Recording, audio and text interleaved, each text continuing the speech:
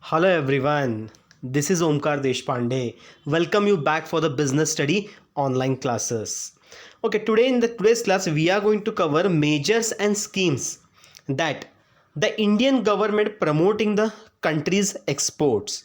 So before I go into the detail, first thing even you people have come across the concept called exporting. Okay, so for a nation, exporting is a very good sign because they are going to produce the goods and they are going to send the goods to the different nation, where in the form of currencies or in the form of increasing the sales, that is the benefit for the nation. So to promote that export, government have come across many measures and many schemes which will boost the export. So in today's class we are going to study all those schemes and measures which government has implemented it.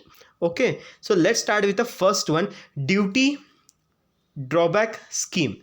Since goods meant for exports are not consumed domestically, they are not subjected to payment of various excise and custom duties. Any such duties paid on export goods are therefore refunded to exporter on production of proof of export of these goods to the concerned authority. Such refund are called duty drawback. So when it comes to duty drawback, in the sense, what happened whenever the goods a producer is been producing the goods, it is been sent to the exporting nation, but when he is going to produce, he need to pay the tax for it. Whatever the amount is there, the tax he need to pay it out. But later what happened, government will repay back those duty to the concerned authorities. So once the goods is been produced, it is been exported. After sending that exporting, once the proof whatever it has been shown, then later that entire amount is been paid by the government to the authorized person, the person who is going to manufacture those goods. This is called as a duty drawback scheme. Now let's look at a second scheme, export manufacturing under bond scheme. So when it comes to the export manufacturing under bond scheme, this facility entitled firm to produce goods without payment of excise and other duties. The firm of arriving such facility have to give an undertaking bond that they are manufacturing goods for export purpose and which will export such product on their production. So when it comes to this concept, now again government have come up with a new thing, that is export. For exporting, government has brought some bond schemes.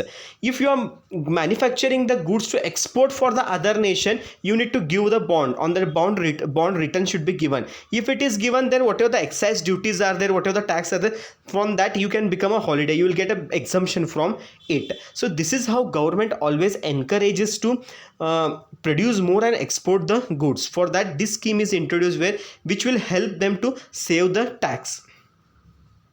Next, the third one is exemption from payment of sale taxes. So goods meant for export purpose are not subject to sale tax. Even for a long time, income derived from export operation had been exempt from payment of income tax. So now this benefit of exemption from income tax is available only to 100% export oriented unit and unit set up in export processing zone, special economical zone for selected years. So when it comes to this scheme, the third scheme, where here you need not pay the sale tax. Otherwise, if you see normally with the business which goods are sold in domestically, they have to pay the sale tax. You might be aware about it, but the thing is that when your business is purely export oriented unit or export processing zone, special economical zone, under this head if your business comes, then you need not pay the sale tax to the government. It is completely exempt from tax. Okay, the next is fourth one, advance license scheme. So in a scheme under which an exporter is allowed duty-free supply of domestic as well as imported unit required for manufacturing of export goods. As such, the exporter is not required to pay the custom duties on goods imported from use in the manufacturing of export goods. Now, advanced licensing scheme. So, advanced license will be provided for you people when you are going to manufacture the goods and you are going to export it out. But for domestically, it will not applicable. But when it comes to the export, when you are sending goods for the another nation, that time these schemes you can get to arrive the benefits. Now the fifth point is export promotion capital goods scheme. When it comes to export promotion capital goods scheme, this is another scheme which is government is introduced this scheme. The main object of this scheme is to encourage the import of capital goods from export production. The schemes allow export firm to import capital goods at a negligible or lower rate of custom duty subject to the actual user conditions and fulfillment of specified export obligations. Now, to increase more export, the machines are required, that kind of a capitals are required. So now when it comes to capital equipment, on this also you need to pay the tax. But when it comes to the purely, if that you are bringing those technology, using it and sending the goods to different nations and all, that time on that also the tax will be exempt from you, but it has to come under this scheme. Now next one is sixth one is export of services. So when it comes to export of services, in order to boost the export of services, various categories of services houses have been recognized.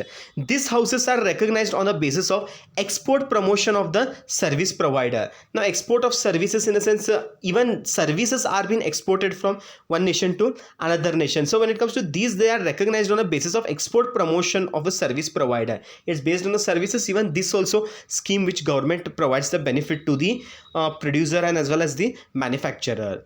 Now export processing zone, when it comes to export processing zone, it's also called EPZs. Export processing zone are industrial estate which form from domestic traffic trade. They are usually situated near seaport or airport. They are intended to provide an internationally competitive duty-free environment for export promotion at a lower cost. So when it comes to the export processing zone, particularly your business, if it is comes under the export processing zone, then definitely whatever the benefits are there from government, even that you can get it out. Basically this seaport or airport, near this the businesses has been done to provide the services, and which comes under the export processing zone. So under this scheme which it is comes for you, this would tax will be exempted. Certain benefits what government schemes are there which will be arriving, which will be you are getting the benefit of it. The next is 8 is 100% export oriented unit. When it comes to 100% export oriented unit, the 100% export oriented unit scheme introduced earlier in 1981 is complementary to export processing zone. EOUs have been established with a view to generate additional production capacity for export by providing an appropriate policies, framework, flexibility of operation and incentives. So now when it comes to the 100% export oriented unit, it is purely this business is meant for exporting the goods.